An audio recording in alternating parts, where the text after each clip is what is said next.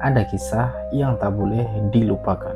27 Januari tahun 1981, di tengah Laut Jawa, sebuah kapal penumpang bernama KM Tampo Mas II mulai terbakar. Api menjalar sangat cepat. Penumpang pun berhamburan kemana-mana. Teriakan para penumpang memecahkan kegelapan malam.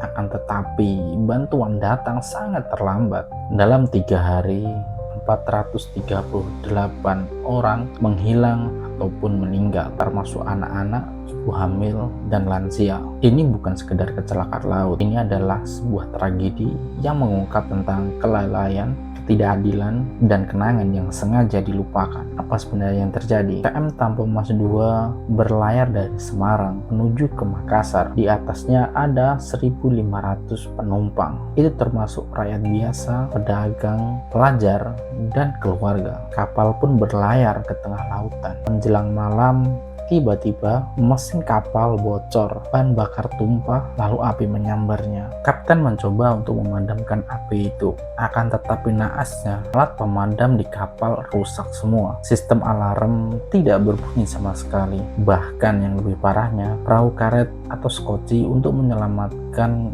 di keadaan darurat kebanyakan rusak ataupun hilang. Kru kapal mencoba untuk meminta tolong melewati radio, tetapi sinyal sangat lemah dan bantuan dari darat sangat-sangat lambat sekali. Beberapa kapal sempat melewati, akan tetapi hanya melihat lalu pergi. Selama 3 hari, kapal terombang-ambing di tengah lautan dengan kondisi kapal terbakar dan tenggelam perlahan-lahan. Dan ratusan nyawa menghilang di tengah gelapnya lautan Jawa. Korban yang tak pernah dihitung. Kita sering mendengar angka dari ratusan korban sebuah tragedi, tapi jarang sekali yang menceritakan tentang mereka.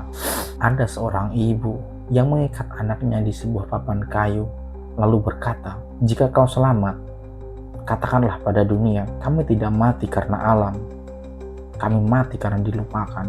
Ada pelajar yang menulis keinginan terakhirnya di seragam yang berbunyi, "Mah, aku takut api sudah dekat." Dan setelah kapal tenggelam, mayat-mayat ditemukan mengapung. Banyak yang tidak bisa dikenali, lalu dimakamkan tanpa nama, tanpa doa dari keluarganya. Lalu mengapa tragedi ini dilupakan? Setelah kejadian itu, pemerintah baru bertindak, membentuk tim satuan investigasi khusus dan menghasilkan sebuah investigasi yang sangat mengejutkan, yaitu ditemukan kelalaian besar dari perusahaan pelayaran, ada juga dari PLN dan instansi pelabuhan. Akan tetapi tidak ada yang dihukum berat atas kelalaian itu, hanya ganti rugi kecil bagi keluarga korban. Dan beberapa tahun berlalu, cerita ini menghilang dari media, dari buku sejarah dan ingatan kolektif masyarakat Indonesia. Mengapa bisa seperti itu dilupakan? Atau mungkin karena tragedi seperti ini mengganggu citra pembangunan Orde Baru saat itu? Atau lebih baik ditutup saja daripada mengungkit kesalahan dari sebuah sistem? Maka KM Tampo Mas II bukan hanya kapal yang tenggelam, ia adalah simbol dari rakyat yang dianggap murah, dan kenangan mereka dikubur bersama ombak gelapnya lautan Jawa. Kita merayakan kemajuan, kita bangga punya kapal yang cepat, kereta api yang modern, dan jalan tol. Tapi pernahkah kita bertanya, apakah benar-benar nyawa rakyat dapat dijaga? Atau kita masih belajar dari tragedi yang sama berulang kali? KM Tampo Mas II bukan hanya sejarah, ia adalah peringatan bahwa di balik kemegahan harus ada tanggung jawab, transparansi,